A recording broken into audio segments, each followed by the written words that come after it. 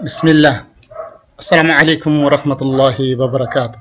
Mga kapatid, naalaala ko lang ito at nabasa ilang beses na itong mga issue na ginagamit nila ang Trinity. Sinabi nila na ang Trinity nariyan na raw sa Old Testament.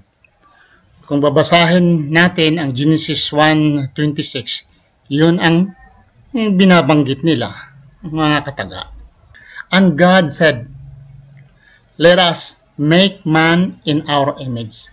Let us make man in our image." As raw, yan ang Trinity.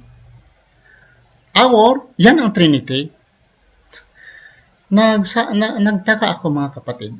Kung nag-aral ka ng nag-aral tayo ng English, ano ba ang tinatawag na as, US, or itong our,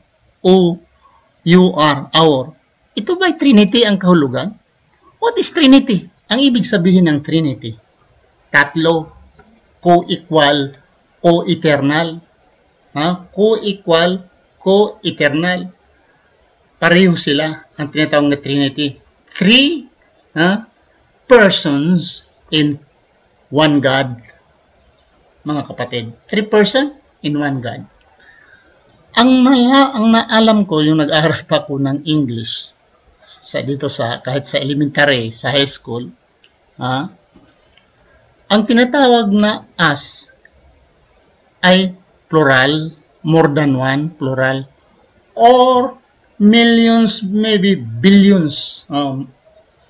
Sinasabi ng as, unlimited. Our is also plural, dalawa, or unlimited. Ang tinatawag na our, O-U-R, or yung tinatawag na as, U is as, ang ibig sabihin ito, ang ibig sabihin plural, or unlimited.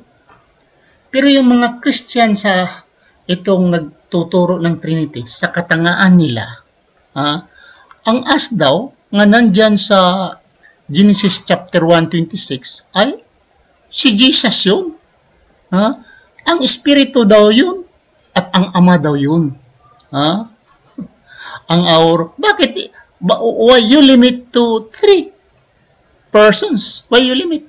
Why you will not say hundreds of persons, of billions and billions of persons?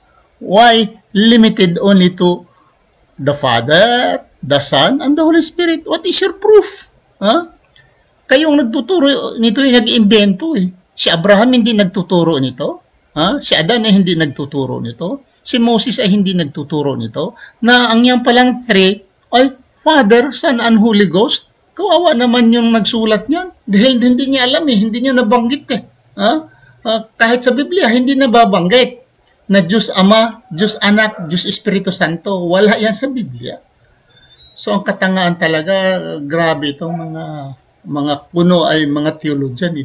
Trinity na daw dyan. Nandyan na sa Genesis chapter 1 verse 26. Nandyan na ang Trinity. Oy, gising kayo.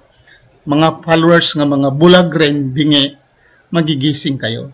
Hindi yan turo ng mga propeta. Sa lumang tipan or sa bagong tipan na ang Diyos ay may 3 persona. Diyos Ama, Diyos Anak, Diyos Espiritu Santo. Sige nga, basahin nyo sa Biblia. Susunod ako sa inyong reliyon. Maraming salamat.